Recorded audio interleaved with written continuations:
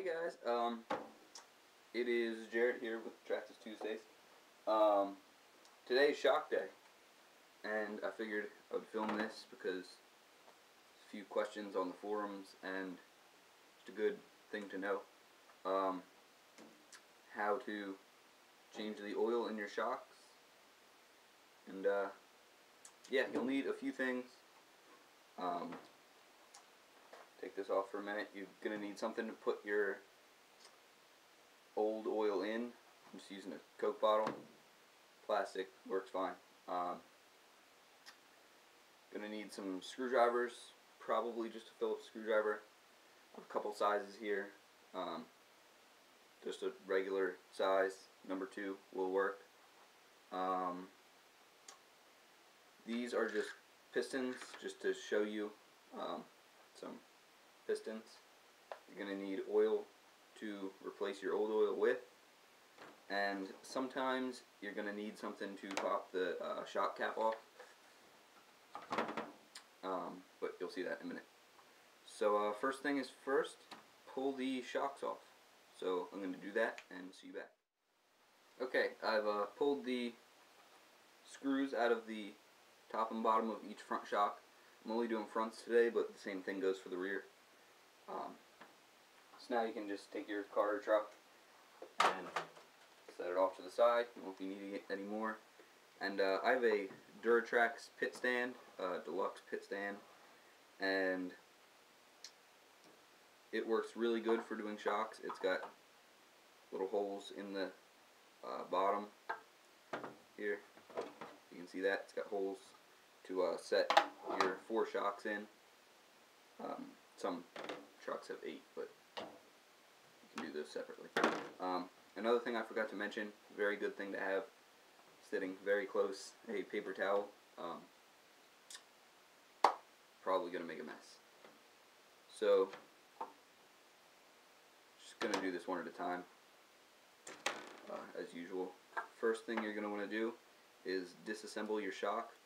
Pull up on the bottom retainer. It's kind of a like V-shaped sort of. Just pull up on that and then pop that out. Pull your spring off, and the upper retainer came with it. Sometimes it doesn't though. And then pull any spacers off you have on there. And you have just a bare shock. Now you're going to want to take the shock cap off. And sometimes you can get it by hand, which I can get this one by hand. Sometimes they're pretty tight, and you need a little something to stick in there and turn it with a little leverage. I have this special for it. Fits perfectly in the hole and has a little nub on it so it can't pull through. You can just use an Allen wrench that came with it. Take your shock cap off and open up whatever you're going to pour your old oil into, and pour your oil in there. And you're going to want to look at what it looks like. If it's really dirty, you're going to want to change it more often than you have been. If it's pretty clean, you can go a little longer, but kind of depends on the conditions you're running into. And just work the shaft up and down to get all the oil out.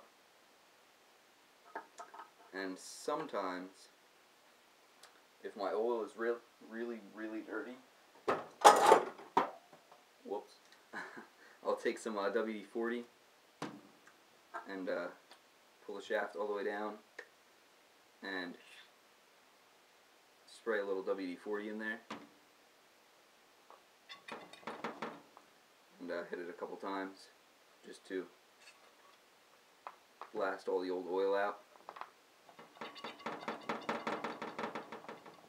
just to get it especially clean.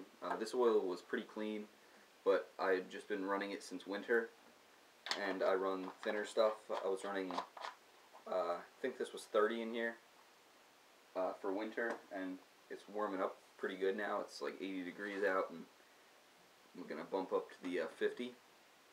But I'll get to that in a minute. Now you're going to want to refill your shock. You have a few choices when it comes to oil. You can use the just silicone oil that Traxxas makes, which I think is somewhere around 30 weight. Not positive on that one. Or I just use Losi oil. It's just what my local hobby store carries, and they have pretty much every weight you could want. I was running 25 and 30 in the winter. Now I'm moving up to 50 because it's warmed up a lot, as I said before. And this is a brand new bottle, so the Losi stuff, I don't know about other brands, but it has a little plug on the top. And, this is why it's good to have a paper towel handy. And, put my cap back on, and make sure the shaft is all the way down, and just fill it up as full as you can get it, pretty much. This is like the tricky part here, getting it all figured out. And I know I'm going to need another paper towel, which I have handy right here. And take your shot cap, make sure your little diaphragm's in the top there, and screw your cap back on tight. If a little oozes out the side, that's sort of a good thing. It means you definitely had it full enough. And then just work your shock. And I've actually popped a shock cap. If that happens, you need aluminum ones. I'm actually getting ready to upgrade, but not at the moment. So give me a minute to fix that, and I'll be right back.